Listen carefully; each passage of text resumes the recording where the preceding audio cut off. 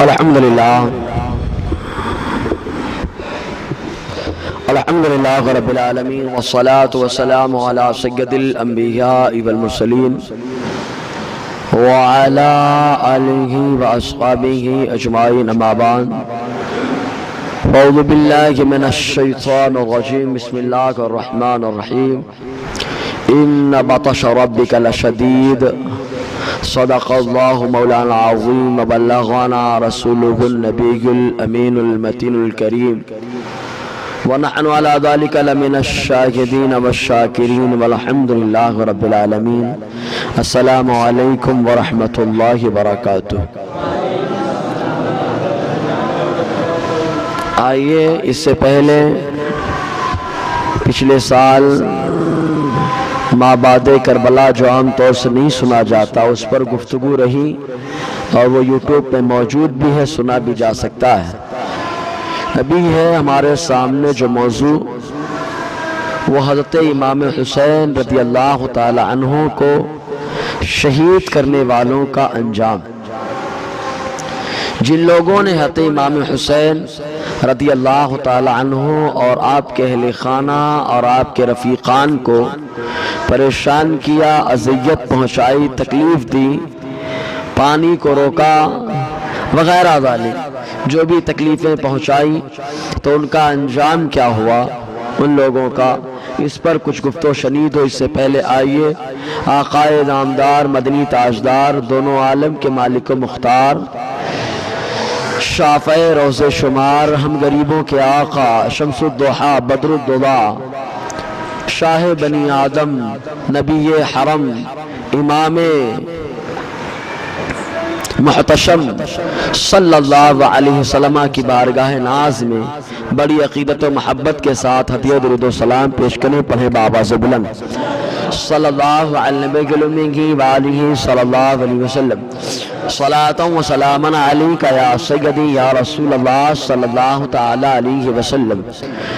پچھلے ہفتے جس موضوع پر گفتگو رہی بڑا اہم موضوع رہا کہ آقا علیہ السلام کے اہل بیت کون، تو اس پر پورا خلاصہ پیش کیا گیا کہ قرآن کی آیتوں میں اللہ تبارک و تعالیٰ نے حضور صلی اللہ علیہ وسلم کی ازواج کو اہل بیت کہا ہے۔ تو جب اللہ تعالیٰ نے ازواج مطہرات کو امہات المومنین کو اہل بیت کہہ دیا تو دماغ میں ایک شبہ پیدا ہوا، کیا بس اتنے ہی اہل بیت ہیں؟ تو حضور صلی اللہ علیہ وسلم نے اپنی چادر میں حسنین کریمین اور علی اور فاطمہ کو شامل فرما کے بتا دیا کہ وہ اہل بیت ہیں جن کے اہل بیت ہونے کی گواہی اللہ دے رہا ہے اور ان میں اضافہ اللہ تعالیٰ کا محبوب کر رہا ہے۔ اللہ تعالیٰ کے رسول صلی اللہ علیہ وسلم نے ان میں اضافہ فرما دیا۔ پھر مزید یہ کہ مسند امام احمد بن حنبل کی حدیث پاک جس میں آقا علیہ السلام نے حضرت عباس، حضرت جعفر، حضرت علی کی اولاد کو بھی اپنے اہل بیت میں شامل فرمایا، اور تفسیر قرطبی کے اندر آیا حضور صلی اللہ علیہ وسلم کے دادا جان حضرت عبد المطلب رضی اللہ تعالی عنہ کی نسل کو اہل بیت کہا جاتا ہے، ان کی نسل کو اہل بیت کہا جاتا ہے۔ بہرحال اس پر گفتگو رہی۔ اللہ تعالی ہم سب کو فیضان اہل بیت اور صحابہ سے مالا مال فرمائے اور ان لوگوں کے نقوش قدم پر چلنے کی توفیق عطا فرمائے۔ ایک بار اور جھوم کر درود پاک پڑھیں صلی اللہ علیہ صلی اللہ علیہ وسلم صلاۃ و سلام علیک یا سیدی یا رسول اللہ صلی اللہ تعالی علیہ وسلم۔ اللہ تبارک و تعالی قرآن مقدس سے فرماتا ہے ان بطش ربک لشدید، بے شک تمہارے رب کی پکڑ بڑی سخت ہے۔ اور ایک جگہ رب یوں فرماتا ہے واللہ سریع الحساب، اللہ جلد حساب لینے والا ہے۔ کہیں پر اللہ تعالیٰ یوں فرماتا ہے واللہ عزیز ذو انتقام، اللہ تعالیٰ غالب انتقام لینے والا ہے۔ اب ذرا سوچو، اللہ تبارک و تعالیٰ جو غالب ہے پہلے ہی بتا دیا کہ اس کی پکڑ بڑی سخت ہے، تو ہر وہ کام کرنا جس سے اللہ کی پکڑ سے انسان بچ جائے وہ بھلائی کا کام ہوتا ہے۔ اور جو بندہ ایسا کام کرے جو اللہ کی گرفت میں آتا ہے تو وہ گرفت میں آنے کے بعد اللہ کی پکڑ بڑی سخت ہو جاتی ہے۔ لیکن سامنے والا اعتراض کرتا ہے کہ اللہ تبارک و تعالیٰ تو تم کہتے ہو مہربان ہے، تو ایسے آدمی کے لیے بھی مہربان ہو جو بندہ گناہ کرتا ہو، جو بندہ برائیاں کرتا ہو، جو بندہ شریعت کی پامالی کرتا ہو، اس کے لیے بھی اللہ تبارک و تعالیٰ کی مہربانی ہونی چاہیے۔ ہم کہتے ہیں کہ اللہ فرماتا ہے اللہ کی پکڑ بڑی سخت ہے۔ ایک مثال سے سمجھتے چلیں کہ اس کلاس میں بہت سارے بچے موجود ہیں، جو بچے پڑھنے میں تیز ہوتے ہیں ان کو دھمکی دینے کی ضرورت نہیں ہوتی ہے، ان کو ڈرانے کی ضرورت نہیں ہوتی ہے، اور جو بچے کمزور ہو ان کو دھمکایا جاتا ہے، ڈرایا جاتا ہے۔ تو استاد جو دھمکاتا ہے بچے کو سدھارنے کے لیے دھمکاتا ہے، استاد ڈراتا ہے تو بچے کو سنبھالنے کے لیے، بچے کو سنوارنے کے لیے دھمکاتا ہے۔ حالانکہ استاد کی رحم اور استاد کی مہربانی کے یہ خلاف نہیں ہے، بلکہ استاد کی مہربانی کے عین مطابق ہے کہ اپنے بچے کی خامی کو دور کر دے بلا تشبیہ و تمثیل۔ اللہ تبارک و تعالی جو اس کے نیکوکار بندے ہیں ان کو بشارتیں سناتا ہے کہ تم نیکوکار ہو، تمہارے لیے یہ صلہ ہے، تم نیکوکار ہو، تمہارے لیے یہ بدلہ ہے۔ لیکن جو بندہ گنہگار ہے اللہ تبارک و تعالیٰ کی رحمت یہ چاہتی ہے کہ یہ بھی سدھر جائے، اس کو سدھارنے کے لیے دھمکایا جا رہا ہے۔ کبھی یوں کہا جاتا ہے ان بطش ربک لشدید، اے بندے سدھر جا، اس لیے کہ تیرے رب کی پکڑ بڑی سخت ہے، ظلم کرنے سے باز آ جا، کیونکہ رب جب پکڑے گا تو اس کی پکڑ بڑی سخت ہو جائے گی۔ اسی لیے اللہ تبارک و تعالیٰ نے قرآن میں یوں ارشاد فرمایا ان اللہ کان علیکم رقیبا، اللہ تبارک و تعالیٰ تم کو دیکھ رہا ہے۔ بندہ جب یہ تصور کر لے کہ اللہ دیکھ رہا ہے تو بلا شبہ بندہ برائی سے بچ جاتا ہے۔ بتانا مقصود یہ ہے کہ جب بندہ ظلم کرتا ہے تو ظلم کی ایک حد ہوتی ہے۔ چنانچہ مفسرین یوں بیان فرماتے ہیں کہ جب بندہ دنیا میں کفر تو رہ سکتا ہے لیکن ظلم نہیں رہ سکتا، دنیا میں کفر تو رہ سکتا ہے لیکن ظلم نہیں رہ سکتا۔ یہی ہوا تھا حضرت امام حسین رضی اللہ تعالیٰ عنہ کے زمانے میں، ورنہ کیا وجہ کہ ادھر بھی کلمہ پڑھنے والا تھا، ادھر بھی نمازوں کا اہتمام کرنے والا تھا، ادھر بھی قرآن کی تلاوت کرنے والا تھا، لیکن جب ادھر قرآن پڑھنے والا آیا تو اس نے بتایا ادھر قرآن پڑھنے والا ہے، ادھر قرآن سمجھانے والا ہے۔ اسی لیے اللہ کے رسول صلی اللہ علیہ وسلم نے جو نشانیاں بیان فرمائی، غیر جو اسلام سے نکل جائے ان کی نشانیاں آقا نے بھی بیان فرمائی، تو فرمایا قرآن تو پڑھیں گے حلق کے نیچے نہیں اترے گا، مطلب ادھر قرآن پڑھنے والے تو مل سکتے لیکن قرآن سمجھنے والے نہیں مل سکتے۔ امام حسین قرآن پڑھنے والے بھی اور قرآن سمجھانے والے بھی۔ تو بہرکیف تو یزیدیوں نے بڑا ظلم کیا۔ اب یزید کو ہمارے ہاں تو اب تو یہ سال آ گیا ایک موقف کہ اہل بیت کے بارے میں ان کا موقف، چلو کم سے کم خدا کا شکر ہے اللہ تبارک و تعالیٰ نے سمجھ تو عطا فرمائی، اور پھر کہا کہ بھائی اہل بیت کے بارے میں غلو نہیں کرنا چاہیے۔ الحمدللہ ہم لوگ جو بھی بیان کرتے ہیں زبانی جمع خرچ نہیں ہوتا، یا تو قرآن کی آیتیں ہوتی ہیں یا حدیث رسول یا تاریخ کے حوالے سے وہ بات بتائی جاتی ہے، کوئی غلو نہیں ہوتا۔ یزید کے بارے میں ہم جو بتاتے ہیں تو ذرا جا کے البدایہ والنہایہ اٹھا لو، معاملہ کلیئر ہو جائے گا۔ اور البدایہ والنہایہ کا لکھنے والا کوئی ہمارا نہیں ہے، البدایہ والنہایہ کا لکھنے والا کوئی ہمارے عقیدے کا حامل نہیں، اگرچہ اعلیٰ حضرت علی رحمہ نے توقف اختیار کیا۔ ابن کثیر ہیں، ابن کثیر وہ جو ابن تیمیہ کے شاگرد ہیں، انہوں نے خود لکھ دیا کہ یزید کے اندر خامیاں کیا تھیں۔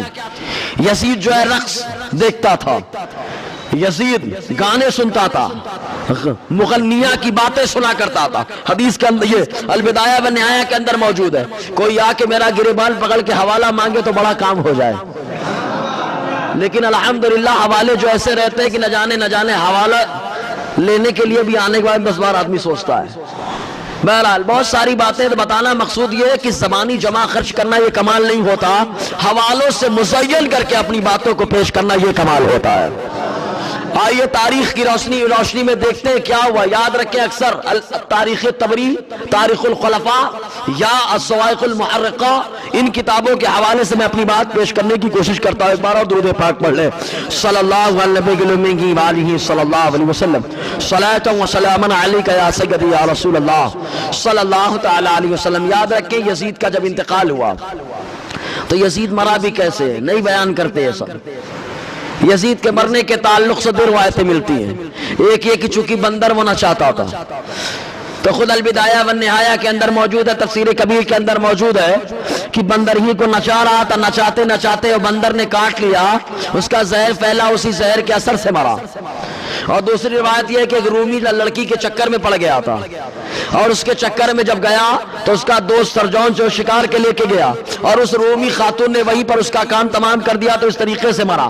بہرکیف یزید کے مرنے کے بعد اس کا بیٹا معاویہ ابن یزید، حضرت امیر معاویہ کا پوتا حضرت امیر معاویہ کے نام پہ معاویہ ابن یزید، جب یہ تخت نشین ہوا تو اس نے جو بھی اس کے باپ نے گڑبڑی کی تھی ساری گڑبڑیوں کو سدھارنے کی کوشش کی، لیکن سدھارتے سدھارتے اس کا انتقال ہو گیا.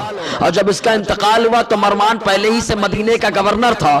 مروان نے سازشیں رچنا شروع کر دی، اور سازش اور خفیہ تدبیر کے ذریعے سے یہ جو حکومت پر جو ہے تسلط اور غلبہ حاصل کر گیا، کرسی اقتدار پر بیٹھ گیا. اور مروان کے بعد جب اس کا بیٹا پیدا ہوا جس کو ساری دنیا عبد الملک کہتی ہے، وہ عبد الملک جس کے بارے میں حضرت عبداللہ ابن عمر رضی اللہ تعالی عنہما فرمایا کرتے تھے کہ ساری دنیا اپنے بچے کو پیدا کرتی ہے لیکن مروان نے اپنا باپ پیدا کیا ہے، کیونکہ مروان کے اندر جو عقل ہے اس سے کئی گنا زیادہ عبد الملک کے پاس دماغ تھا.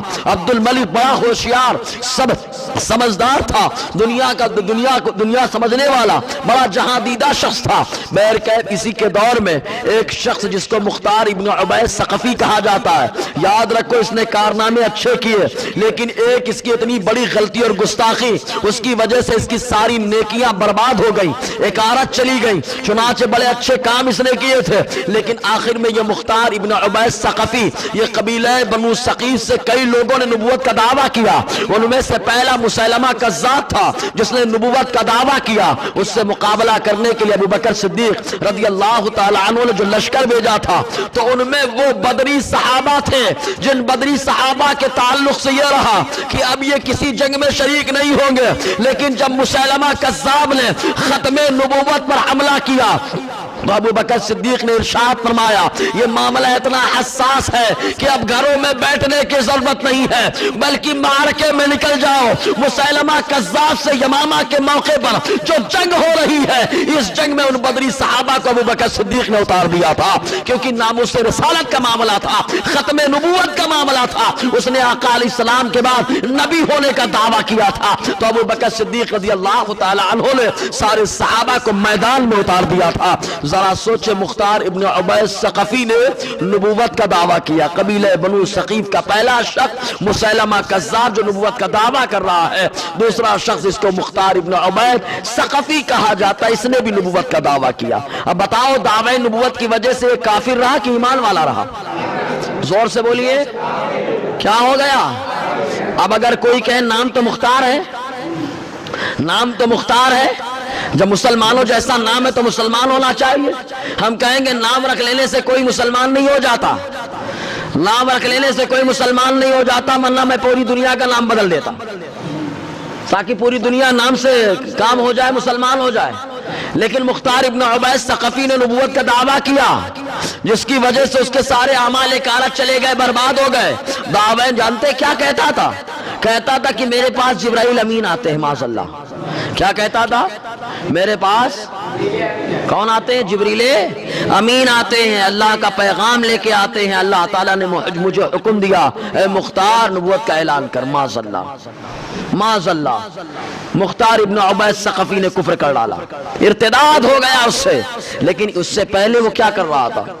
جب ولید عبد الملک کا زمانہ آیا تو مختار ابن عبید ثقفی کوفہ کے اوپر قبضہ جما بیٹھا، اور جب قبضہ جمایا کرسی اقتدار پر بیٹھا تو اس نے اعلان کر دیا، ابھی نبوت کا دعویٰ نہیں کیا، ابھی نہیں کیا ہے دعویٰ، لیکن اس سے پہلے جیسے ہی قبضہ جمایا کرسی اقتدار پر بیٹھا تو اس کا پہلا اعلان، پہلا حکم جو جاری ہوا وہ یہ تھا کہ جن لوگوں نے حضرت امام حسین رضی اللہ تعالی عنہ کی شہادت میں جس طریقے سے بھی حصہ لیا ہے ان کو چن چن کر قتل کیا جائے گا، چن چن کر کے قتل کر دیا جائے گا. سب پہ دہشت تاری، سب پہ گھبراہٹ تاری، اور کہتا ہے اگر میں ایسا نہ کر سکوں تو مجھ پر اللہ، اس کے رسول کی لعنت، فرشتوں کی لعنت ہو. پھر پہلے ہی اعلان کر دیا مختار ابن عبیس ثقفی نے. ایک دن بیٹھا ہوا تھا, اس نے اعلان کیا کہ کل ایسے شخص کو قتل کروں گا جس سے سارے مسلمان, سارے مؤمنین, ملائکہ مقربین خوش ہو جائیں گے. اعلان کر دیا کہ کل ایسے شخص کا قتل ہوگا. جب یہ اعلان کر دیا تو لوگ سمجھنے والے سمجھ گئے, لیکن کچھ لوگ خاموش رہے. ایک شخص جس کا نام حیثم ابن اسود نخعی تھا, یہ بھی موجود تھا. یہ سمجھ گیا کہ کل عمرو ابن سعد مارا جائے گا. یہ وہی عمرو ابن سعد ہے جس نے خیمہ حسینی پہ سب سے پہلے تیر چلایا تھا. یہ وہی عمرو ابن سعد ہے رے کی حکومت کے چکر میں امام حسین رضی اللہ تعالیٰ عنہ کے خیمے کے خلاف آیا تھا, امام حسین کے خلاف کھڑا ہوا تھا. چنانچہ جب مختار ابن عبیس ثقفی نے کہا کل ایسے شخص کو قتل کروں گا جس سے تمام مومنین ملائکہ مقربین خوش ہو جائیں گے, تو حیثم ابن اسود نخعی سمجھ گیا, اپنے گھر گیا.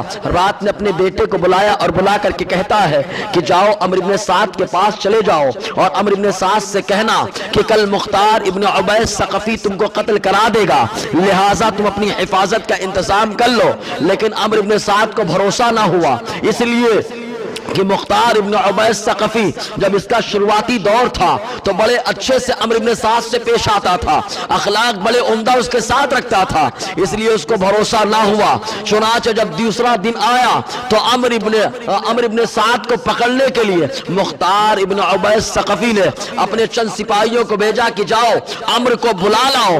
عمرو ابن سعد کے پاس جب اس کے سپاہی پہنچے تو عمرو ابن سعد نے اپنے بیٹے جس کا نام حفص تھا کہا بیٹا تم چلے جاؤ, میں اب گھر سے باہر نہیں نکلنے والا, میں خلوت نشی ہو گیا ہوں. بیٹا پہنچا, سوچے آپ کب خلوت نشی ہو رہا ہے. عمرو ابن سعد جب اس کے اوپر مصیبت آئی ہے, ہونا تو یہ چاہیے تھا کہ اس وقت خلوت نشینی اختیار کی جائے جب اقتدار کا نشہ چڑھا ہو, جس وقت اقتدار مل رہا ہو, جس وقت حکومت مل رہی ہو. آپ ذرا سوچیں, جو اللہ تبارک و تعالیٰ جن کو نوازتا ہے حکومت ان کے قدموں پہ آتی ہے, وہ ٹھوکر لگا دیتے ہیں. ذرا اس کی مثال دیکھنا ہے تو کہیں دور جانے کی ضرورت نہیں ہے کہ چوچا مقدسہ میں چلے جاؤ, میرے مخدوم کی مثال مل جائے گی. میرے مخدوم کی مثال ملے گی. مخدوم پاک نے ٹھوکر لگائی سلطنت کو اور بتا دیا یہ دنیا کی حکومت ہے, اللہ نے مجھے اپنا برگزیدہ بنایا, میں اس کی مخلوق کے دل پہ حکومت کرنے آیا, مخلوق کے دلوں پہ حکومت کی. تو عمرو ابن سعد نے اپنے بیٹے کو کہا جاؤ مختار ابن عبیس ثقفی سے کہہ دینا کہ میرا باپ خلوت نشین ہو گیا, باہر نہیں نکلتا ہے. حفص پہنچا, پہنچنے کے بعد مختار ابن عبیس ثقفی نے پوچھا کہ تیرا باپ کہاں ہے؟ تو کہتا ہے میرے والد خلوت نشین ہو گئے, اب وہ گھر سے باہر نہیں نکلتے. کہتے مختار ابن عبیس ثقفی نے طنز بھرے جملے میں کہا کہ اب خلوت نشین ہوا ہے, کہاں چلی گئی وہ رے کی حکومت جس حکومت کے چکر میں اس نے امام حسین رضی اللہ تعالی عنہ اور آپ کے رفقا کو پریشان کیا تھا. کیا اب خلوت نشی ہو گیا؟ اگر اس وقت خلوت نشی ہوتا تو معاملہ کچھ اور ہوتا. اتنے میں اپنے کوتوال جس کا نام ابو عمرہ تھا اس کو حکم دیا. ابو عمرہ چپکے سے گیا, جاننے کے بعد عمرو ابن سعد کے گھر پہنچا. عمرو ابن سعد کو پکڑ کے گرفتار کر کے وہیں پر قتل کیا, سر الگ کر کے اپنی قبا جو جبہ ہوتا ہے اس کے دامن میں چھپا کر کے لے کر مختار ابن عبیس ثقفی کے پاس آیا.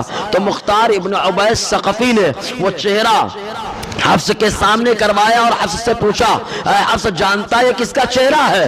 حفص پہچان گیا, آنکھوں سے اس کے آنسو بہنے لگے اور کہتا انا للہ و انا الیہ راجعون, یہ میرے باپ عمرو ابن سعد کا چہرہ ہے, ان کا سر ہے. اب ہمارے باپ کا جب انتقال ہو گیا, ان کو قتل کر دیا گیا, تو ان کے بعد مجھے زندگی میں کوئی مزہ نہیں ملے گا, زندگی جینے کا کوئی مطلب نہیں نکلتا ہے. مختار ابن عبیس ثقفی نے کہا تو ٹھیک کہتا ہے, اب تیری زندگی تیرے لیے بے لذت ہو گئی ہے. چنانچہ حکم دیا, اس کی بھی گردن وہیں پر اڑا دی گئی. اور اس کے بعد مختار ابن عبیس ثقفی نے کہا کہ یہ جو سر عمرو ابن سعد کا ہے یہ امام حسین کے سر کا بدلہ ہے, اور یہ حفص کا جو سر ہے یہ حضرت امام حسین رضی اللہ تعالیٰ عنہ کے شہزادے سیدنا علی اکبر رضی اللہ تعالیٰ عنہ کے سر کا بدلہ ہے. اور اس کے بعد جب دیکھا کہ فوراً برابری ہو رہی ہے تو اس نے کہا اگر میں قریش کے تمام سرداروں کے سر کو بھی کاٹ کر امام حسین کے سر کے مقابل لاؤں تو اس سر کے برابر نہیں ہو سکتے, اس لیے کہ اس سر کو میرے مصطفیٰ نے چوما ہے. اس سر کے برابر نہیں ہو سکتے. اس کے بعد دونوں سروں کو محمد بن حنفیہ کے پاس بھیج دیا. اس انداز میں عمرو بن سعد مارا گیا, اس کا بیٹا مارا گیا. حالانکہ جب عبید اللہ ابن زیاد گورنر بن کے کوفے میں آیا تو ساری دھاندلی عمرو بن سعد کی چل رہی تھی, لیکن چند سالوں میں حکومت کا تختہ پلٹ گیا. تو کوئی اپنی حکومت کے نشے میں چور نہ رہے کہ حکومت کے نشے میں مسلمانوں پہ ظلم و تشدد کرے, مسلمانوں کو پریشان کرے. اگر مسلمانوں کا ایمان مضبوط ہو گیا تو خدا کی قسم اللہ تعالی ہمیشہ اس کا طریقہ کار رہا, مسلمانوں کی مدد فرماتا رہا ہے.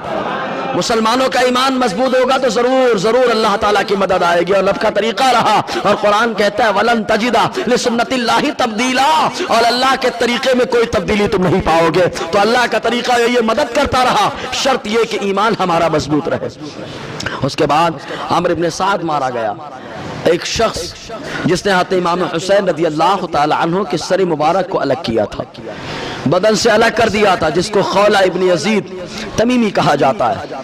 خولہ ابن یزید تمیمی کے بارے میں اعلان کیا, اپنے کوتوال کو حکم دیا کہ جاؤ اس کو گرفتار کر کے لاؤ. خولہ ابن یزید تمیمی کے گھر کو چاروں طرف سے گھیر لیا گیا. جب گھیرا گیا چاروں طرف سے تو دروازہ بند, آواز لگائی گئی. تو خولہ سمجھ چکا ہے کہ چن کر کے ایک دو کو نہیں 6000 لوگوں کو مارا تھا. مختار ابن عبید ثقفی نے کتنے کو مارا؟ 6000 لوگوں کو چن کر کے مارا تھا. اور یہ 6000 وہ تھے کہ جو حضرت امام حسین رضی اللہ تعالی عنہ کی شہادت میں حصہ لیے تھے. کچھ لوگ ایسے تھے جو بچ گئے تھے. تو خود تاریخ طبری کے اندر آیا اور الصواعق المحرقہ کے اندر ہے کہ ایک شخص جو ہے مجلس میں بیٹھا تھا, مجلس میں گفتگو چل رہی تھی اور یہ بات چل رہی تھی کہ ہم لوگ جن لوگوں نے حضرت امام حسین کو شہید کیا, سب کو آخرت کے عذاب سے پہلے دنیا کی عذاب میں گرفتار کیا گیا. تو وہ شخص کھڑا ہوا کہتا ہے میں بھی تو تھا, مجھے تو کچھ نہیں ہوا. تاریخ طبری اور صواعق المحرقہ کے اندر ہے کہ وہ شخص طنز بھرے جملے بول کر کے کھڑا ہوا اور جا کر کے چراغ کو صحیح کرنے لگا. رب کی قدرت ان بطش ربک لشدید, رب کی پکڑ بڑی سخت ہے. چراغ کے لو سے اس کے بدن میں آگ لگی اور وہ آگ پورے بدن میں پھیل گئی. لوگوں نے بہت بجھانے کی کوشش کی, تاریخ طبری کے اندر پورا بدن اس کا جھلس گیا. آگ بجھنے کا نام نہیں لے رہی تھے. اس سے پہلے کہ آگ بجھتی وہ دریائے فرات میں دوڑ کر کے گیا, کودا, اور جب کودا تو ایک دم تباہ اور برباد ہو گیا اور ختم ہو چکا تھا. اس انداز میں اللہ تبارک و تعالیٰ کی پکڑ رہی. رب کی پکڑ جب آتی ہے تو بڑی سخت ہوتی ہے. اس لیے انسان جب ظلم کرے تو 10 بار سوچ لے کہیں ایسا نہ ہو آج میں ظلم کر رہا ہوں, رب کی پکڑ آئے گی تو کیا ہوگا. آج میں اس کو پریشان کر رہا ہوں, رب کی پکڑ آئے گی تو کیا ہوگا. آج میں اس کو بلا وجہ ہلاکان کر رہا ہوں, اس کے بچوں کو پریشان کر رہا ہوں, اس کے گھر والوں کو پریشان کر رہا ہوں, اس کے ماحول کو خراب کرنے کی کوشش کر رہا ہوں, اس کے عزت کو تار کرنے کی کوشش کر رہا ہوں. یاد رکھو جو انسان ایسا کرتا ہے اگر واقعتاً وہ اللہ تعالیٰ کا نیک بندہ ہوتا ہے تو خود اللہ تبارک و تعالیٰ اس کی حفاظت فرماتا ہے. اور دیکھنے میں یہی آیا ہے کہ دنیا جس کو ذلیل کرنا چاہتی ہے اگر وہ اللہ کا نیک بندہ ہو اللہ تعالیٰ اس کی عزت میں 4 چاند لگا دیتا ہے, اسی عزت کو بڑھا دیتا ہے. دنیا نے امام احمد رضا کو بدنام کرنے کی کوشش کیا, اور امام احمد رضا وہ جس کو علماء حرمین حضور کا معجزہ کہتے ہیں. دنیا نے بدنام کرنے کی کوشش کیا. دنیا نے مجدد الفسانی کو قید کروایا, لیکن مجدد الفسانی کو اللہ تعالیٰ نے جو لقب عطا فرمایا تو امام ربانی آپ کو کہا جاتا ہے. تو یہ اللہ کے نیک بندے ہوتے ہیں. لوگ ذلیل کرنے کی کوشش کرتے ہیں, اللہ تعالیٰ ان کی عزت میں 4 چاند لگا دیتا ہے, ان کی عزت کو بڑھا دیتا ہے. اس لیے اللہ کی بارگاہ سے مایوس نہیں ہونا ہے. اور ہمارا رب وہ ہے جس کو کوئی نہیں دیکھ سکتا, اگر کوئی دیکھا ہے تو میرے نبی کی ذات ہے. کیونکہ جو جسم والا ہے, اسلاموفوبیا بہت چل رہا ہے. میرا انشاءاللہ اس پہ مکمل مطالعہ چل رہا ہے, انشاءاللہ موضوع آئے گا کہ کچھ لوگوں نے اسلام پہ جو اعتراض کرنا شروع کیا ہے نا کہ اسلام میں یہ ہے, اسلام میں وہ ہے, جبکہ الحمدللہ جس نے بھی اسلام کا مطالعہ کیا وہ کلمہ پڑھ کے مشرف اسلام ہو گیا. اسلام کی حقانیت کی دلیل ہے. اور اگر اسلام کے اندر کوئی خامی ہوتی تو اعتراض کرنے والے ڈائریکٹ ان کے علماء سے رابطہ کرتے, لیکن خالی جھوٹ فساد یوٹیوب وغیرہ کے ذریعے سے خود میں نے الحمدللہ اس پہ سلسلہ شروع کیا، انشاءاللہ آئے گا، نام لیے بغیر ادھیڑے جائیں گے انشاءاللہ۔ اللہ تعالی ہمیں اپنے اسلام کی دفاع کرنے کی طاقت عطا فرمائے۔ اور یاد رکھو مسلمان اگر اسلام کے دفاع کے لیے نہیں کھڑا ہوگا تو اللہ تعالیٰ خود اپنی قدرت کا اظہار فرمائے گا۔ کیا مکہ میں نہیں دیکھا آپ نے؟ جب مسلمان کمزور پڑ گئے تو اللہ تعالیٰ مکے کی حفاظت کے لیے ابابیل کو بھیجا تھا۔ لوگ آج بولتے ہیں ابابیل کا لشکر نہیں آنے والا، میں بولتا ہوں پیارے تمہاری اللہ کی رحمت سے مایوس تم ہو چکے ہو، ورنہ اللہ کی رحمت یہ ہے کہ جب چاہے جیسے چاہے مسلمانوں کی مدد فرما سکتا ہے۔ یہ اللہ تعالیٰ کی رحمت ہے، لہٰذا یہ بولنا کہ ابابیل کا لشکر نہیں آنے والا یہ تمہارے ایمان پہ سوالیہ نشان کھڑا کرتا ہے، تمہارے ایمان پہ سوالیہ نشان کھڑا کرتا ہے۔ اللہ تعالیٰ کی مدد تو مسلمانوں کو اپنے دامن میں لینے والی ہے۔ الحمدللہ یہ اللہ کی رحمت ہی ہے کہ لوگ چاروں طرف پریشان نظر آ رہے ہیں لیکن مسلمان تھوڑے میں خوش نظر آتا ہے۔ یہ اللہ کی عظیم رحمت ہے، عظیم رحمت۔ اور مسلمانوں کو جب بھی ان کے ایمان کو تازہ کرنے کی ضرورت ہوئی ہے نا تو ہمیشہ ان کو کسی نہ کسی معاملے سے ٹھوکر دی گئی ہے۔ جب آدمی ٹھوکر کھاتا ہے تبھی تو جاگتا ہے، ورنہ آج بھی ہماری قوم خالی کھانے کمانے میں مست ہے، خالی کھانے کمانے میں مست ہے، ان کو خالی کھانا کمانا آتا ہے بس، وہ بھی صحیح سے نہیں کمانا آتا، جو کمانے کا طریقہ میرے مصطفیٰ نے دیا وہ طریقہ بھی نہیں آتا، ورنہ حلال طریقے سے اگر کمایا جائے تو یہ دیکھیں حدیث پاک المعجم الاوسط پہلا حصہ صفحہ 38 راوی آتا ہے ابو ہریرہ رضی اللہ تعالیٰ عنہ حضور فرماتے ہیں ان من الذنوب ذنوبا لا تکفرہ الصلاۃ ولا الصیام ولا الحج ولا العمرہ۔ حضور نے فرمایا کچھ گناہ ایسے ہیں کہ ان گناہوں کو نہ نماز مٹاتی ہے، نہ روزہ مٹاتا ہے، نہ حج مٹاتا ہے، نہ عمرہ۔ معجم صغیر کی حدیث، کچھ گناہ ایسے ہیں کہ بندہ لاکھ نمازیں پڑھ لے نہیں مٹتے وہ گناہ، لاکھ روزے رکھ لے نہیں مٹتے وہ گناہ، لاکھ حج کر لے نہیں مٹتے گناہ، لاکھ عمرہ کر لے نہیں مٹتے گناہ۔ بلا شبہ نماز کی اپنی شان ہے، سبحان اللہ۔ ارے یہ خدا کا کرم ہے کہ اس نے اپنی بارگاہ میں کھڑے ہونے کا موقع عطا فرما دیا۔ صحیح بات ہے نا، ورنہ بہت سے کم نصیب ایسے ہیں کہ نماز پڑھنے کا موقع بھی نہیں ملتا، اللہ کی بارگاہ میں کھڑے بھی نہیں ہو پاتے، دنیا دار کے سامنے ہاتھ جوڑ کے کھڑے ہوتے ہیں، رب کے سامنے تھوڑا سا رک کے بھی نہیں کھڑے ہو پاتے۔ روزہ بڑی عظیم الشان نعمت ہے جس کا بدلہ خود اللہ تعالیٰ ہے۔ حج وہ کی ایک حدیث پاک میں حضور نے فرمایا جو حج کر لے اللہ تبارک و تعالیٰ اس کو گناہ سے ایسے پاک و صاف فرما دیتا ہے جیسے ماں کے پیٹ سے بھی پیدا ہوا ہو۔ یہ حج کی شان ہے، عمرے کا مقام۔ لیکن کچھ گناہ ہیں جو نہیں مٹتے، تو پھر وہ کس سے مٹتے ہیں؟ تو حضور صلی اللہ علیہ وسلم سے صحابہ نے پوچھا قالوا فما یکفرها یا رسول اللہ، اللہ کے نبی صلی اللہ علیہ وسلم وہ گناہ کس سے مٹتے ہیں؟ ان گناہوں کا کفارہ کیا ہے؟ آقا علیہ السلام فرماتے الہموم فی طلب المعیشہ، آقا فرماتے حلال روزی تلاش کرنے میں جو تم کو ٹھوکر ملتی ہے، تکلیفیں ملتی ہیں، انہی تکلیف سے اللہ تعالیٰ ان گناہوں کو مٹا دیا کرتا ہے۔ یہ اللہ کا کرم ہی تو ہے کہ حلال روزی کمانے میں ٹھوکر اٹھائے حلال طریقے سے۔ اور یاد رکھے حرام والے کو کوئی نہیں بولتا، حرام کر رہا ہے کوئی نہیں بولنے والا، لیکن حلال طریقے سے جو جلتا ہے اسی کو ساری دنیا بولتی ہے۔ یہ دنیا کا اصول بن چکا ہے۔ اسی لیے تو حضور صلی اللہ علیہ وسلم نے فرمایا ایک وہ دور آئے گا، بخاری کی حدیث، کہ اچھے کو برا اور برے کو اچھا جانا جائے گا، اور جب یہ ہو جائے تو قیامت کا انتظار کرو، جب یہ ہو جائے تو قیامت کا انتظار۔ بہرحال خولہ ابن یزید تمیمی کو پکڑنے کے لیے اس کے گھر کے باہر چاروں طرف سے گھیر لیا، آواز لگائی گئی، اس نے اپنی بیوی سے کہا میں کوٹری میں جا کے چھپ جاتا ہوں، جب اندر سپاہی آئیں تو ان سے کہہ دینا کہ مجھے نہیں معلوم، وہ چلے جائیں گے۔ چنانچہ اس کی بیوی جب سے حضرت امام حسین رضی اللہ تعالیٰ عنہ کے سر مبارک کو اس نے نقصان پہنچایا تھا، جدا کیا تھا بدن سے، تب سے اس کی بیوی اس سے نفرت کرتی تھی۔ اور کمال یہ نہیں کہ آدمی دنیا کی نظروں میں عزت والا ہو جائے، کمال یہ نہیں کہ دوستوں کی نظر میں عزت والا ہو جائے، کمال یہ نہیں ہے کہ اپنے علاقے میں عزت والا ہو جائے، کمال یہ ہے کہ اپنی بیوی کی نظر میں عزت والا ہو جائے۔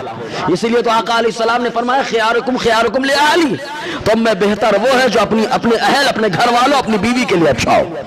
کمال یہ ہے تو بیوی کی نظر میں گر چکا تھا، اندر دروازہ کھول کے داخل ہوئے تو بیوی سے پوچھا کہاں ہے خولہ ابن یزید؟ تو خولہ ابن یزید کی بیوی کہتی ہے مجھ سے مجھے نہیں معلوم، اور ہاتھ کے اشارے سے کہتی ہے کوٹری میں، منہ سے بولتی ہے نہیں معلوم اور ہاتھ کے اشارے سے کہتی ہے کہ کوٹری میں ہے۔ پکڑا گیا، جب اندر کوٹری کھولی گئی، دروازہ کھولا گیا تو اندر جا کے کیا دیکھتے ہیں؟ ایک ٹوکرا ہے، اس ٹوکرے کے نیچے اندر چھپا بیٹھا ہے۔ تو خولہ ابن یزید تمیمی کو پکڑا گیا، پکڑ کے اس کو جب لایا جانے لگا، کوفہ کے وائٹ ہاؤس گورنر ہاؤس کی طرف، تب ایسی صورت گورنر ہاؤس کی طرف جب لایا جانے لگا تو راستے میں مختار ابن عبید ثقفی سیر کرنے کے لیے نکلا تھا۔ جب اس نے خولہ ابن یزید تمیمی کو دیکھا تو اس کا غضب اور تیش جو ایک دم انتہائی درجے کو پہنچ چکا تھا۔ اس نے کہا یہیں پر تمام لوگوں کے سامنے اس کو قتل کر دیا جائے، چنانچہ وہیں پر اس کو قتل کیا گیا۔ اس کے بعد مختار ابن عبید ثقفی کو یہی چین نہیں ملا، بلکہ کہا کہ اس کو یہیں پہ جلا دیا جائے تاکہ دوسروں لوگوں کے لیے نصیحت ہو جائے کہ جو آقا علیہ السلام کے گھر والوں کے ساتھ اذیت اور تکلیف کا معاملہ کرتا ہے اس کا عبرتناک انجام ہوا کرتا ہے۔ وہیں پر اس کو قتل کیا گیا، آگ جلائی گئی، اس میں اٹھا کے ڈال دیا گیا۔ مختار کھڑا رہا یہاں تک کہ اس کا بدن پورا کا پورا جل گیا۔ اس کے بعد مختار وہاں سے چلا۔ اب یہیں پر ایک بات اور سوچے، وہ لوگ جو اسلامو فوبیا کر رہے ہیں، اسلام کے خلاف پروپیگنڈا کرتے ہیں، جانتے ہیں کیا بولتے ہیں؟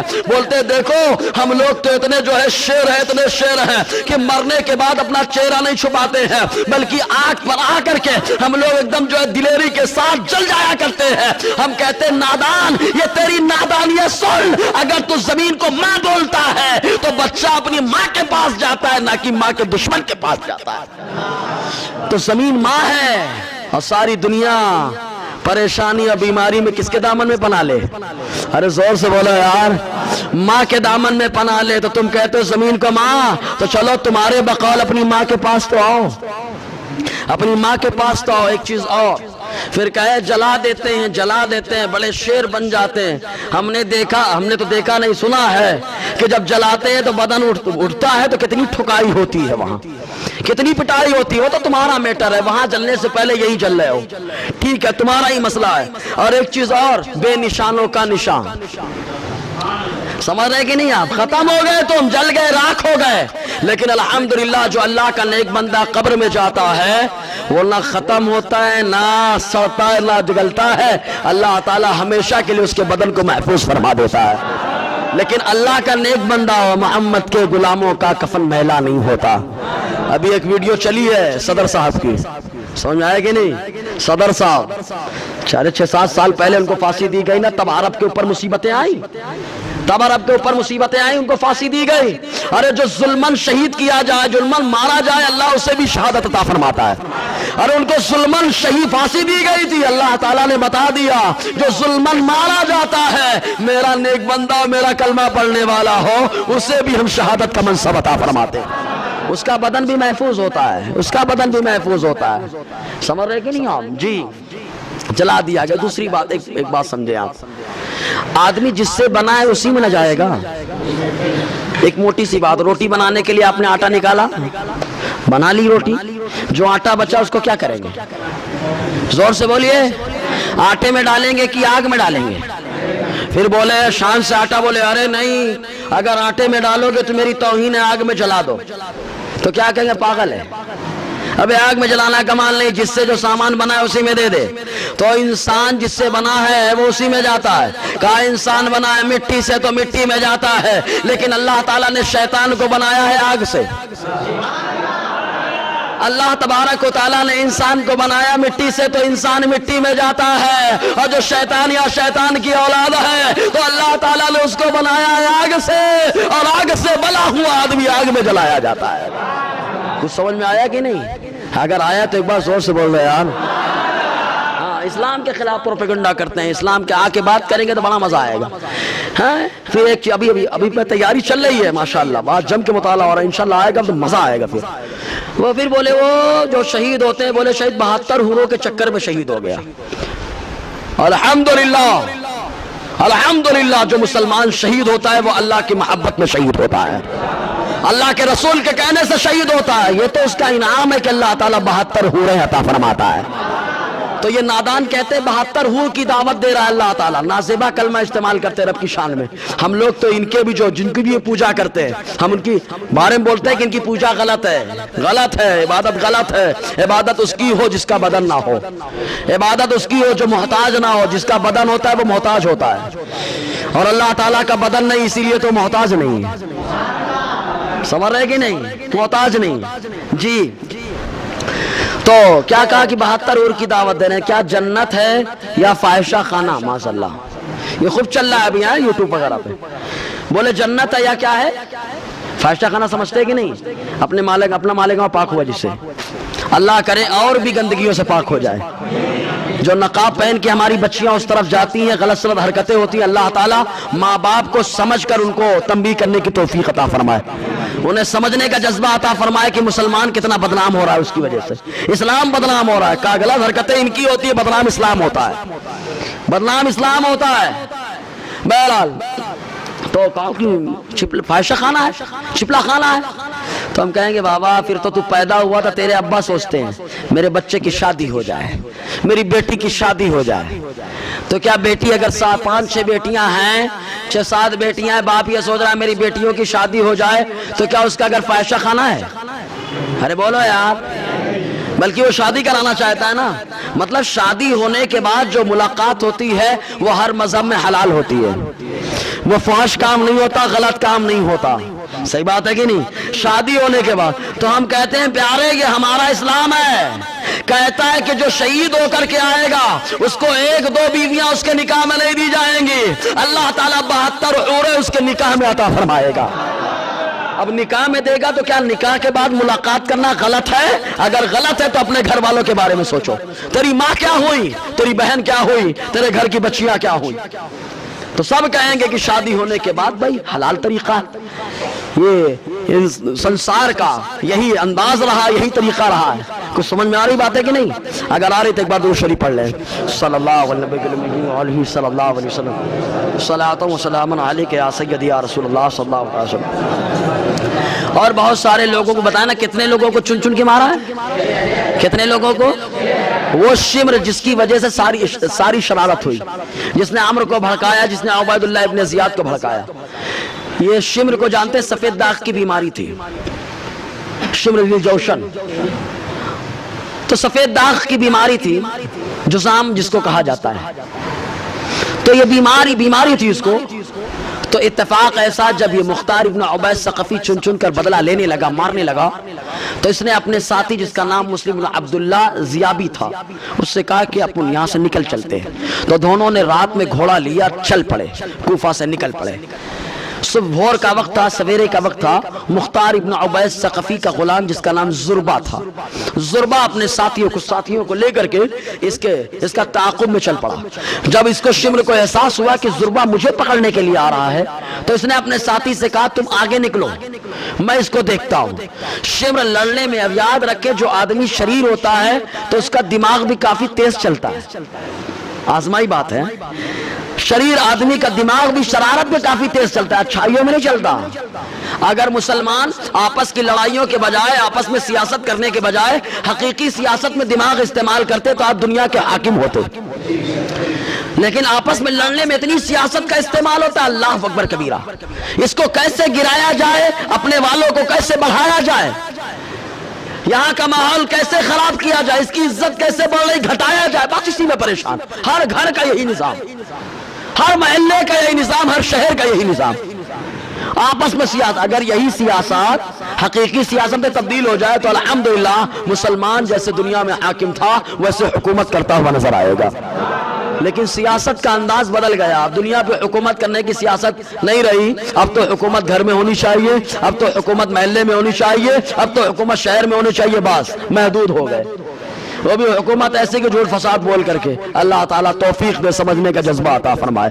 تو شمر ذی جوشن بھاگا، زربا اس کے پیچھے پیچھے، اس کے بعد جو ہے نا یہ بہت شاطر، لڑنے میں بڑا زبردست تھا، بڑا جنگجو تھا، چنانچہ زربا نے اس کے اوپر کئی حملے کیے، گھوڑے سے بچتا رہا گھوڑے کے ذریعے سے۔ آخر میں جب زربا کو احساس ہوا کہ میں اس کے اوپر غالب آ جاؤں گا تو زربا اس کی طرف آگے بڑھا، اپنے ساتھیوں کو چھوڑ دیا اور خود آگے بڑھا، اور جب شمر کو موقع ملا کہ یہ اکیلا پڑ گیا ہے تو ایک ہی وار کیا اس کے کمر پہ، زربا کی کمر کو توڑ دیا اور کمر ٹوٹی، جس کی وجہ سے زربا مارا گیا۔ جب زربا کو مختار ابن عبید ثقفی کے پاس لے کر کے گئے تو مختار ابن عبید ثقفی نے کہا تھا اگر زربا میرے مشورے سے جاتا تو میں کہتا کہ شمر پر حملہ مت کر، اگر میرا مشورہ لے لیتا تو آج اس کا انجام یہ نہیں ہوتا، کیونکہ شمر بڑا خطرناک آدمی تھا، جنگجو تھا۔ چنانچہ ایک علاقہ جس کا نام کلتانیہ تھا، کلتانیہ گاؤں میں پہنچنے کے بعد شمر نے ایک کسان کو بلایا اور بلا کر اس کسان کو خوب مارا، اس کے بچوں کو مارا، سب کے اوپر ظلم و تشدد تشدد کیا اور کسان کو راضی کیا کہ مصعب ابن زبیر کے پاس میرا خط لے کر کے چلا جا، اگر تو خط لے جائے گا معاملہ میرا کلیئر ہو جائے گا۔ خط لکھا، خط کے اوپر لکھ دیا شمر کی طرف سے مصعب ابن زبیر، اتنا لکھا اور خط دے دیا کسان کے حوالے۔ اب وہ کسان چل پڑا، راستے میں ایک مقام جہاں پہ مختار ابن عبید ثقفی کا غلام ابو عمرہ کوتوال، ابو عمرہ چند سپاہیوں کو لے کر کے چنگی چوکی بنا، چنگی ہوتی تھی نا ٹیکس، چنگی چوکی بنا رہا تھا، اس کے انتظام میں لگا ہوا تھا۔ یہ کسان وہاں پر پہنچا، پہنچنے کے بعد باتیں کرنے لگا ہے کسان سے، اور شمر کی ظلم و زیادتی اور تشدد کے بارے میں بات کر رہا تھا، اور اس کے پاس خط موجود تھا، خط اوپر ہی لکھا ہوا تھا شمر کی طرف سے مصعب ابن عبیر کو، تو مصعب ابن زبیر کو۔ خط دیکھا ایک سپاہی نے جا کر کے ابو عمرہ کوتوال کو بتایا، ابو عمرہ کوتوال کو معلوم پڑا تو اس کسان کو بلایا، کسان تو ایسے جلا بیٹھا تھا، ایک دم کسان جلا بیٹھا، اس نے فوراً سب بتا دیا کہ ایسا ایسا معاملہ ہے، پوری منظم لشکر منظم کیا۔ منظم کرنے کے بعد ابو عمرہ کوتوال کلتانیہ گیا، رات کا وقت تھا، اس علاقے میں ریچھ بہت پائے جاتے تھے، وہاں پر شمر موجود تھا۔ شمر کا ساتھی کہتا ہے کہ جب آوازیں ہم نے سننی شروع کر دی تو ہم سمجھ گئے کہ یا تو کوئی لشکر آ رہا ہے یا تو ریچھ کا حملہ ہونے والا ہے، لیکن جب قریب آئے تو ان لوگوں نے نعرہ تکبیر کو بلند کیا، اللہ اکبر کی صدا جب آئی تو ہم سمجھ گئے کہ مختار ابن عبید ثقفی نے لشکر کو بھیج دیا ہے ہم کو پکڑنے کے لیے۔ میں نے کہا مجھے ڈر لگ رہا ہے، میں یہاں سے جانا چاہتا ہوں۔ شمر نے کہا تم بھاگ جاؤ، چنانچہ وہاں سے چلا گیا۔ اتنے میں چاروں طرف سے گاؤں کو گھیرا گیا، شمر جہاں پر موجود تھا اس کو چاروں طرف سے گھیر کے جب پکڑنا چاہا، اس کے پاس کوئی ہتھیار نہ بچا تھا، چادر جس چادر کو اس نے اوڑھ رکھا تھا اس چادر سے بچنے کی کوشش کر رہا تھا، اس کی سفید چمڑی چاندنی رات میں چمک رہی تھی۔ چنانچہ اس کے بعد آواز آتی اللہ اکبر، چنانچہ تھوڑی دیر مقابلہ ہوتا رہا، اچانک ایک آواز آئی، اللہ کا شکر ہے خبیث مار دیا گیا، خبیث مار دیا گیا۔ اس کا ساتھی کہتا ہے میں سمجھ گیا کہ شمر کو مار دیا گیا، مارنے کے بعد اس کو وہیں پر ختم کر دیا گیا، قتل کر دیا گیا، اور قتل کرنے کے بعد ابو عمرہ وہاں سے چل پڑا۔ اس طریقے سے شمر کو جو ہے اس کو انجام تک پہنچایا گیا، اور بہت سارے لوگوں کو، کتنے لوگوں کو مارا چن چن کر کے، کتنے لوگوں کو؟ لیکن یہ بتاؤ سارے اچھے کام کرتا رہا، آخر میں کیا کیا اس نے؟ نبوت کا کیا کیا؟ دعوی نبوت کی وجہ سے مرتد ہوا کہ نہیں؟ جب مرتد ہوا تو اس کی اچھائیاں کام آئیں گی۔ اسی لیے ہم اہل سنت والجماعت کا عقیدہ یہ ہے کہ انسان لاکھ نیکیاں کر لے، اگر ایمان چلا گیا تو ساری نیکیاں اکاعت اور برباد ہو جائیں گے۔ نیکیاں سنبھالنے کے لیے ایمان شرط ہے۔ یہی وجہ کہ ایک شخص کے بارے میں ایک مسلم شریف کتاب الایمان عائشہ صدیقہ رضی اللہ تعالی عنہا حضور صلی اللہ علیہ وسلم سے پوچھتی ہے اللہ کے نبی صلی اللہ علیہ وسلم ابن جدعان بڑی نیکیاں کرتا تھا، اس کو اس کی نیکیاں کو کیا بدلہ ملا؟ حالانکہ ایمان نہیں لایا تھا، وہ بڑی نیکیاں کرتا تھا۔ تو حضور صلی اللہ علیہ وسلم نے فرمایا اس آدمی کو اس کی نیکیوں کا بدلہ دنیا میں دے دیا گیا، وما له فی الآخرۃ من خلاق، ایسے لوگوں کا حصہ آخرت میں کچھ نہیں ہوتا ہے۔ تو کافر جو بھی کام کرتا ہے، جو بھی نیکیاں کرتا ہے، دنیا میں دے دیا جاتا ہے، آخرت میں کوئی حصہ نہیں ہوتا۔ بہرحال وقت ہو چکا ہے، دوران گفتگو غیر شرعی کلمات نکلے ہوں تو میں توبہ کرتا ہوں، استغفر اللہ ربی من کل ذنب واتوب الیہ، اشہد ان لا الہ الا اللہ واشہد ان محمدا عبدہ ورسولہ۔ چند سوالات آئے ہیں، سوالات سن لیں۔ کچھ مقررین گستاخ رسول اور گستاخ صحابہ کو حرامی اور ناجائز اولاد تک کہہ ڈالتے ہیں، ایسا کہنا کہاں تک صحیح ہے؟ اچھا سوال ہے، کہتے ہیں کہ نہیں کہتے؟ جو گستاخ ہوگا وہ کیا ہوگا؟ زور سے بولیے، کیا کہتے ہیں لوگ؟ ڈر رہے ہیں آپ لوگ کہ مولانا کچھ نہ کچھ نیا لے کے آئیں گے، لگ رہا ہے۔ درود پاک پڑھیں تو سناؤ پھر مسئلہ۔ صلی اللہ علیہ صلی اللہ علیہ وسلم، صلاۃ و سلام علیک یا سیدی یا رسول اللہ صلی اللہ تعالی علیہ وسلم۔ دیکھیے ہاں نئی بات ہی ملے گی آپ کو کہ گستاخ جو ہوتا ہے، دیکھو اس کے بارے میں حدیث کے اندر آپشن آئے ہیں۔ ایک یہ کہ یا تو وہ منافق ہوگا، اور یا تو زنا سے پیدا ہوگا، اور یا تو حیض کی حالت میں اس کا نطفہ ٹھہرا ہوگا۔ کتنی صورتیں ہیں؟ کیا ہوگا وہ؟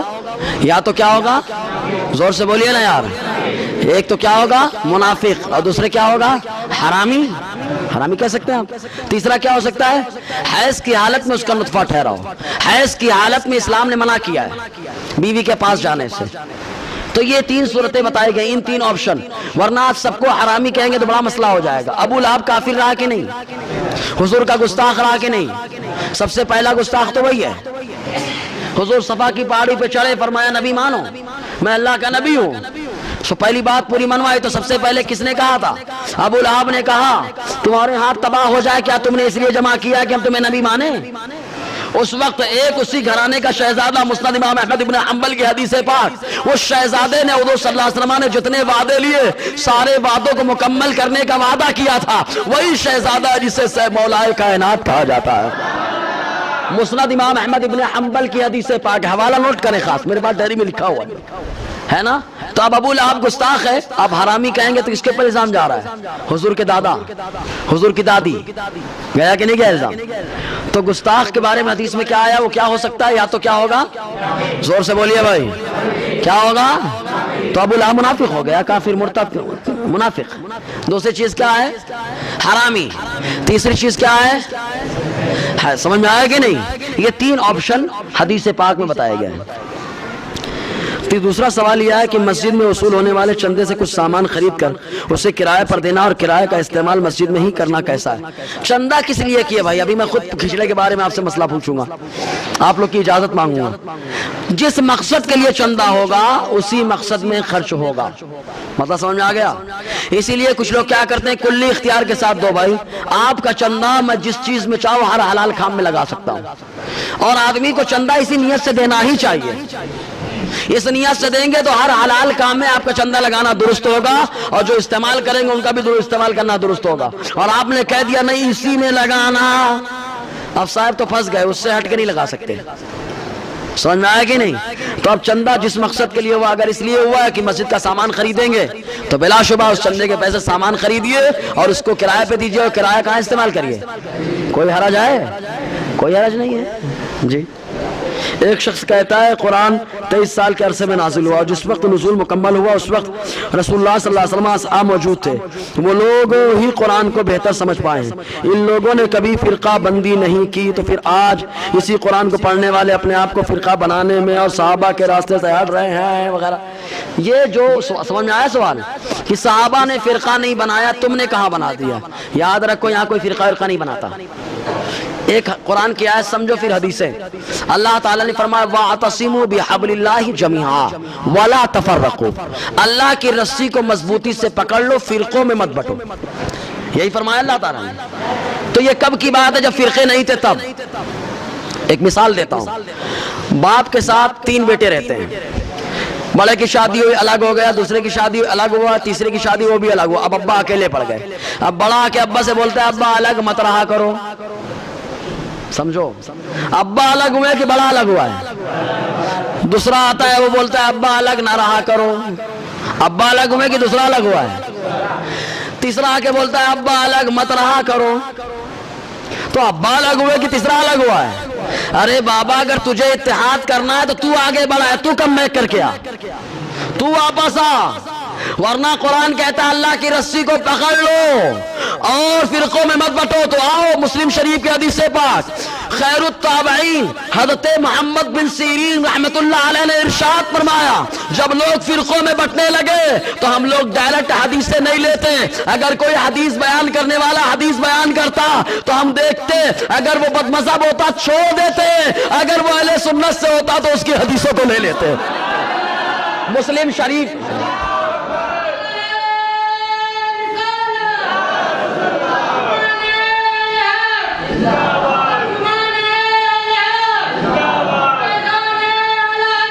زندہ آباد۔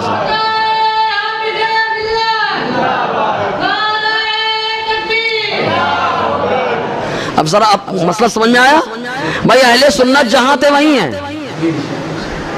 اسی لیے سنیوں میں سب کوئی گھسپیٹ کرنے کی کوشش کر رہا ہے۔ NRC تو یہاں ہونا چاہیے، کچھ سمجھ میں آ رہا ہے؟ یہاں ہونا چاہیے، گھسپیٹیا یہاں پہ آ رہا ہے نا اہل سنت والجماعت، تو یہ تو وہیں پہ ہیں۔ تو جب اہل سنت میں تھے تب کہا گیا کہ فرقوں میں مت بٹو، تو تم بٹ کر کے تم غلط کر رہے ہو نا یار، اور الٹا چور کوتوال کو ڈانٹے، خود الگ ہو گئے اور ابا کو آ کے بول رہے الگ مت ہو، فرقہ مت بٹو۔ الحمدللہ اہل سنت والجماعت ہمیشہ سواد اعظم رہا، سواد اعظم ہے اور قیامت تک سواد اعظم ہی رہے گا۔ سمجھ رہے کہ نہیں؟ لوگ اپنی غلطیاں نہیں دیکھتے ہیں، بس اٹھا کے ٹھوک دیتے ہیں، ماتم ان کے بچے کریں، سنیوں کو بدنام کریں۔ صحیح ہے کہ نہیں؟ خود میں دیکھتا رہتا ہوں، سب کالے کپڑے ان کے بچے پہنے، بدنام ہمارے بچوں کو کریں۔ ارے فالتو سنیوں کو بدنام کرنا بند کرو یار، ڈھکوسلا فالتو والی بات۔ کچھ سمجھ میں آیا کہ نہیں آیا؟ اب آؤ صحابہ نے کتنا سمجھا۔ 4 سنن اربعہ، ابو داؤد، ابن ماجہ، ترمذی، نسائی کی حدیث پاک، الگ الگ صحابی سے روایت، کبھی عبداللہ ابن عمر سے کچھ روایتیں، کچھ ابو ہریرہ سے، الگ الگ ہے۔ حضور صلی اللہ علیہ وسلم نے فرمایا میری امت میں کتنے ہوں گے؟ زور سے بولو یار۔ اچھا 73 ہوں گے، سب کہاں؟ 72 کہاں اور ایک کہاں؟ کون ہوگا؟ صحابہ کے طریقے پر ہوگا۔ ارے ہمارا کوئی طریقہ صحابہ سے ہٹ کے بتا دو تو جانے، کوئی بھی طریقہ۔ کہا سلام جو پڑھتے یہ سلام تو صحابہ سے ہٹ گیا، ہم کہیں گے بے ابو داؤد جاؤ، ابن ماجہ اٹھا کے دیکھ، آقا علیہ السلام نے فرمایا جب مسجد سے نکلنے لگو تب مجھ پر سلام پڑھو۔ یہ تو نہیں فرمایا تھا کہ جمع ہو کر پڑھو، اکٹھا پڑھو، یہ بھی نہیں فرمایا تھا کہ عربی میں پڑھو، جس زبان میں پڑھو، جیسے پڑھو ویسے پڑھو، لیکن میرے اوپر سلام پڑھو۔ سمجھ رہے کہ نہیں؟ جو بھی طریقہ آ کے بات کرو گے نا، پسینہ نہیں چھوٹے گا، نہ جانے کیا کیا چھوٹے گا، سمجھے کہ نہیں؟ لیکن وہی اب سنی بولنے لگتا ہے تو بولتے غیر مہذب جملہ استعمال کر رہا ہے، کیا بات ہے، فالتو والی بات ہے یار، بلا وجہ بدنام کر رہے ہو تم، سمجھ رہے کہ نہیں؟ تو 4 اب آؤ شیخ عبدالعزیز محدث دہلوی سے پوچھتے ہیں کہ یہ 72 جو ہوئے ہیں تو یہ 72 اعمال کی وجہ سے یا عقیدے کی بنا پر ہے؟ شیخ عبدالعزیز ہم سے مت پوچھو، شیخ عبدالعزیز سے۔ کاش کوئی بندہ کھڑا ہو جاتا پہلوان، کہتا مولانا حوالے بھی دکھاؤ تو مزہ آ جاتا، لیکن کوئی کھڑا ہی نہیں ہوتا، پڑھے ہی نہیں مدرسے میں، کیا پڑھیں گے؟ شام میں جب پڑھائی کا ٹائم ہوتا ہے تو چائنیز جا کے کھاتے، کیا ہوگا جی؟ تو انہوں نے فرمایا کہ جو 72 ہیں یہ عقیدے کے اعتبار سے، اعمال کے اعتبار سے نہیں ہے، ورنہ اعمال کے اعتبار سے دیکھو کتنے فرقے ہو، بتاتے ہیں مثال کے طور پر انہوں نے گنایا، نماز کے اعتبار سے بہت سارے فرقے ہو جائیں گے۔ کہا کیسے؟ کہا کچھ لوگ ایسے جو خالی فرض پڑھتے ہیں اور نماز کی دعوت دینے والا فرض پڑھ کے بھاگتا ہے، فرض پڑھتے ہیں، کچھ لوگ فرض اور سنت پڑھتے ہیں، کچھ لوگ فرض اور نفل پڑھتے ہیں۔ 3 فرقے ہو گئے کہ نہیں ہو گئے؟ بولو ہوئے کہ نہیں ہوئے؟ اب کچھ لوگ پہلے آتے ہیں، کچھ لوگ تھوڑا بعد میں آتے ہیں، سمجھ رہے کہ نہیں؟ کچھ لوگ مسواک کر کے وضو کرتے ہیں، کچھ لوگ بغیر مسواک کے وضو کرتے ہیں، ایسے دیکھتے جائیں گے بہت سارے فرقے۔ تو شیخ عبدالعزیز محدث دہلوی فتاوی عزیزیہ کے اندر ارشاد فرماتے کتاب الایمان میں، اس حدیث کی شرح میں کہتے یہ اعمال کے اعتبار سے نہیں ہے، یہ عقیدے کے اعتبار سے 72 فرقے۔ تو مطلب یہ ہے کہ جن کا عقیدہ صحابہ کے عقیدے کے مطابق ہوگا، مصطفیٰ نے فرمایا وہی کامیاب ہونے والا ہے۔ تو تم اپنے عقیدے کے بارے میں سوچو کہ اسماعیل سے پہلے تم تھے کہ نہیں تھے، ابن تیمیہ سے پہلے تم تھے کہ نہیں تھے، پھر گھسپیٹیا بننے کے چکر میں آئیں گے جی۔ اور بہت سارے سوال آئے ہیں۔ ایک سوال یہ آیا ہے کہ مزمار کے ساتھ قوالی سننا کیسا؟ میں کہتا ہوں نعت سنو بغیر مزمار کے۔ الحمدللہ بھرد جھولی میری یا محمد، یہ نعت ہے، سبحان اللہ۔ یہ کیا ہے؟ بس اس کے اندر گڑبڑ شبہ مت لاؤ۔ چائے پیو، چائے میں بلا وجہ مرچی مت ڈالو، مرچی ڈالو گے تو چائے کا ذائقہ خراب ہو جائے گا۔ سمجھ میں آ گیا کہ نہیں؟ سمجھدار کے لیے اشارہ کافی۔ اللہ تعالیٰ سمجھنے کی توفیق عطا فرمائے۔ جو لوگ سنت نہ پڑھے سنت پڑھیں۔ السلام علیکم و رحمۃ اللہ وبرکاتہ۔